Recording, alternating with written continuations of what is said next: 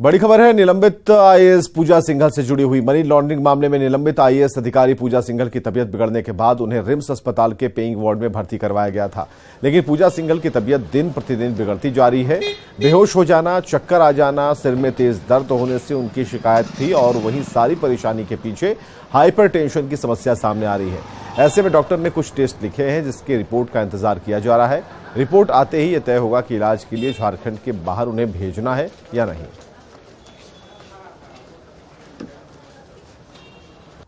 Blood pressure अभी अच्छे सामान्य कंट्रोल में नहीं आया है।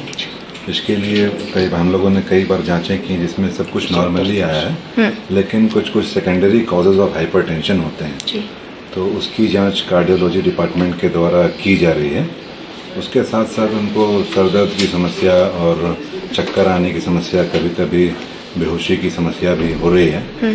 तो जिसका हम लोगों ने MRI करवाया था, तो उसमें एक हम लोग को फाइंडिंग मिली कि राइट MCA टेरिटरी में थोड़ा इन्फार्क्ट मतलब इस्केमिक चेंजेस आए। तो सभी अगर जैसा राय होगी, मतलब सभी लोगों के आपस में परामर्श होगा, उसके बाद ही हम लोग कुछ आगे डिस्कशन ले सकेंगे। रांची के चुटिया से एक और लव्जिहात का मामला सामने आया। दरअसल शबनम परवीन ने अपने पति बद्र खान पर प्रेम जाल में फंसाकर धर्म परिवर्तित करवाने और अब शादी के 8 साल बाद मारपीट का आरोप लगाया है। शबनम का असली नाम गौरी है। कपड़ा दुकान में काम करने के दौरान उसे बद्र खान से प्यार हो गया। पहले तो बद्र ने खुद को हिंदू बताया, लेकिन शादी के वक्त उसने मुस्लिम होने की बात बताई और शादी के बाद धर्म परिवर्तन कराकर गौरी को शबनम बनाया गया। अब शबनम को शादी के 8 साल बाद पता चल रहा है कि उसकी पहले से ही एक पत्नी है जिसकी 12 साल की एक बेटी है। इसका विरोध करने पर शबनम यानी गौरी के साथ घर वालों ने मारपीट शुरू कर दी। थाने में शबनम के पति और ससुर के खिलाफ लिखित आवेदन दिया है।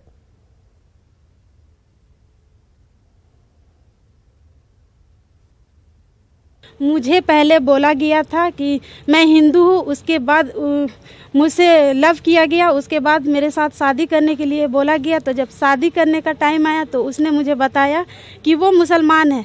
फिर मेरे साथ ज़बरदस्ती करके शादी किए। शादी करने का बाद फिर एक मेरा बच्चा है जो 6.5 साल का है। अब शादी का मेरा 8 साल हो गया है। अब पता चल रहा है कि उनकी एक बीवी है पहले ही से और एक बेटी है जो कि 12 साल की है, जिसके कारण मेरे पति अभी मुझे रखना नहीं चाह रहे हैं और वो बोल रहे हैं कि मैं अपनी पहली वाइफ के साथ रहूँगा और मैं तुम्हें नहीं रखूँगा। मेरा बेटी मुस्लिम से शादी कर लिया। पहले हम लोग का पता नहीं था, बाद में भी पता चला, तकलीफ देने लगा तो हम थोड़ा अपनाए हैं। बोले अपना बेटी है बोल के अपनाए। एक तो बच्चा है, उसको खाने पीने नहीं दे रहा है, घर से मार के निकाल दे रहा है। हमको देखकर बर्दाश्त नहीं हो रहा था, हम अपना लिए हैं। तो जब आपकी बेटी शादी की थी उस वक्त आप लोगों को नहीं बताई थी कि लड़का मुसलमान है? नहीं बताई थी, हम लोग का पता भी नहीं चला था। रांची एयरपोर्ट पर विमान सलाहकार समिति की बैठक आयोजित की गई। इसकी अध्यक्षता सांसद संजय सेठ ने की। बैठक में रांची एयरपोर्ट के डायरेक्टर KL अग्रवाल शामिल हुए। संजय सेठ ने कहा कि विमान भाड़े में बढ़ोतरी पर चर्चा की गई। उन्होंने कहा कि बेंगलुरु और हैदराबाद के लिए नई फ्लाइट शुरू की जाएगी।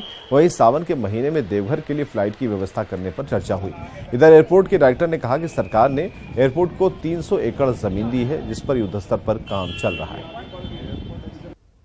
गो के फ्लाइट बंद होने से, एयर इंडिया के फ्लाइट बंद होने से सारा प्रेशर अन्य एजेंसी पे आ गया है।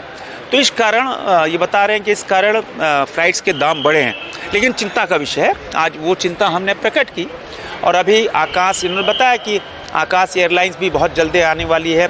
यहाँ से बेंगलुरु हैदराबाद शुरू करने वाले हैं। इंडिगो भी नया 2-3 फ्लाइट्स नए सेक्टर में शुरू करने वाले हैं। हमने अब कहा कि अभी सावन का महीना आएगा तो भक्त लोग ज़्यादा देवघर जाएंगे, तो वहाँ पे भी जो फ्रिक्वेंसी है वो बढ़नी चाहिए। फिर उन्होंने बताया कि दिल्ली की और फ्लाइट्स आ रही है। 300 एकड़ ज़मीन हमको स्टेट गवर्नमेंट में दी है। वहाँ पर हम लोग बाउंड्री वॉल और कैट 2 का लाइटिंग का काम कर रहे हैं, जिससे कि फ्यूचर में जो विजिबिलिटी अभी हमको 1300 मीटर से घट करके 850 मीटर विजिबिलिटी पे हो जाएगी और जो फ्लाइट डाइवर्ट हमारे खराब होने की वजह से होते हैं उसकी पॉसिबिलिटी बहुत कम हो जाएगी। रांची के बिरसा मुंडा एयरपोर्ट के विस्तारीकरण के बीच हेतु गांव के लोगों का विरोध प्रदर्शन लगातार जारी है। हेतु के गढ़टोली के ग्रामीणों ने प्रशासन की कार्रवाई के विरोध में एक बैठक किया है, जिसमें हटिया विधायक नवीन जायसवाल और कांग्रेस नेता अजय शाहदेव शामिल हुए।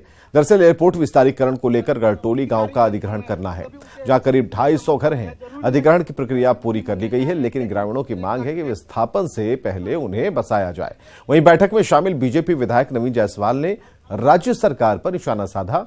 उन्होंने कहा कि पूर्ववर्ती रघुवर सरकार के समय में विस्थापितों को कूटे गांव में बसाया गया था, लेकिन वर्तमान सरकार में बसाने को लेकर कोई नीति नजर नहीं आ रही।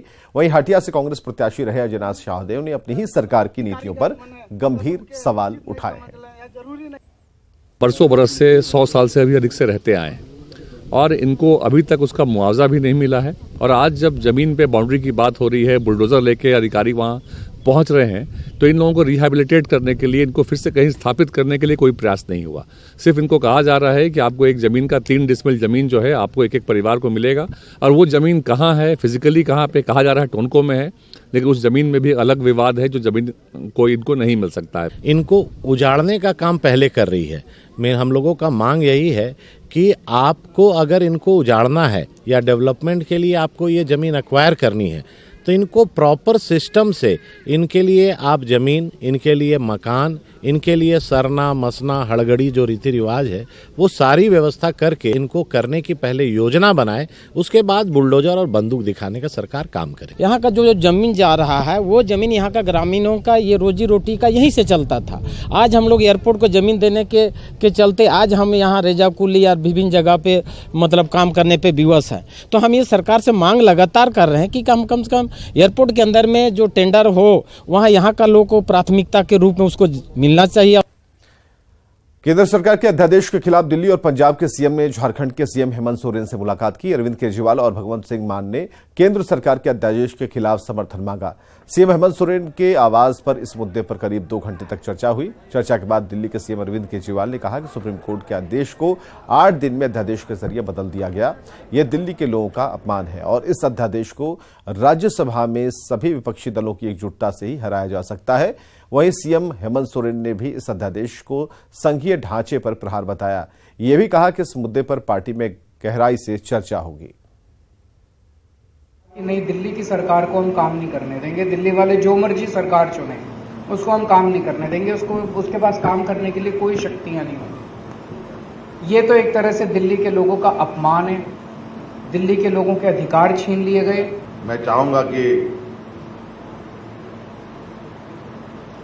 केजरीवाल जी ने जो के ऊपर जो चीजें थोपने का प्रयास हो रहा है, इस विषय पर राजनीतिक तौर पर भी और कानूनी तौर पर भी इस लड़ाई को लड़ने की आवश्यकता है। देश में इलेक्टेड और सिलेक्टेड, अब लड़ाई है। लोकतंत्र में इलेक्टेड बड़ा होता है जनता, लेकिन ये सिलेक्टेड को आगे लेके आ रहे हैं। बीजेपी का एक ही तरीका है, अगर इलेक्शन में नहीं जीते तो बाई इलेक्शन से जीत जाओ। सरकार की घोषणा के बाद भी टाना भगतों का बिजली बिल माफ नहीं किया गया। ऐसे में लातेहार से टाना भगत रांची बिजली ऑफिस पहुंचे। उनका कहना था कि 2021 में सरकार की ओर से आदेश दिया आया था कि टाना भगत को बिजली का शुल्क नहीं लगेगा। इसके बाद भी उन्हें बिजली बिल थमाया गया है। बिल जमा नहीं करने पर कोर्ट तक का नोटिस आ रहा है। उन्होंने विभाग पर लापरवाही का आरोप लगाया। इसकी वजह से उन्हें बिजली बिल थमाया जा रहा है। बिजली बिल माफ नहीं होने पर टाना भगतों ने आंदोलन की चेतावनी दी। राज्य भर के टाना भगत को बिजली बिल लगने की वजह से टाना भगत एक बार फिर से आंदोलन के मूड में नजर आ रहे हैं।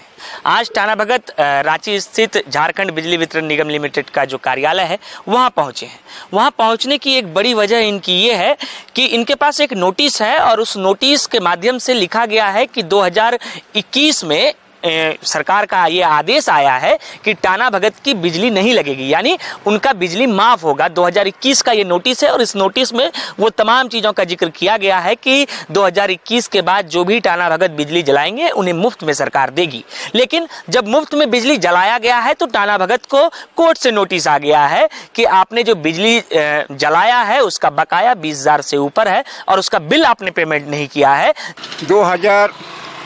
21 में माफ़ का जो कानून बना उसमें भी अभी हम लोग पर जो बिजली बिल के बारे में कोर्ट से नोटिस किया जा रहा है। करीबन कितने टाना भगत आप लोग हैं? लातेहार से भी आए?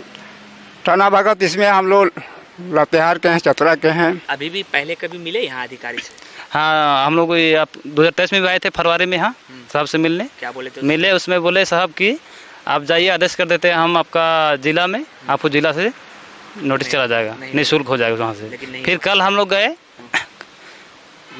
जिला में, इसी हिसाब से मिले तो वहाँ भी बोले कि नहीं आप लोग का आदेश नहीं हुआ है जी, अथी राज्य सरकार से जिला अथी वहाँ रांची से, तो आप लोग जाके मिलिए। फिर वहाँ से नहीं होता है माफ तो क्या कीजिएगा? अगर माफ़ नहीं होता है तो हम लोग इसके विषय में धरना देंगे, फिर आंदोलन जारी रहेगा हम लोग का। कि अगर बात नहीं मानी जाती तो आगे चलकर सभी टाना भगत आंदोलन के भी मूड में रहेंगे।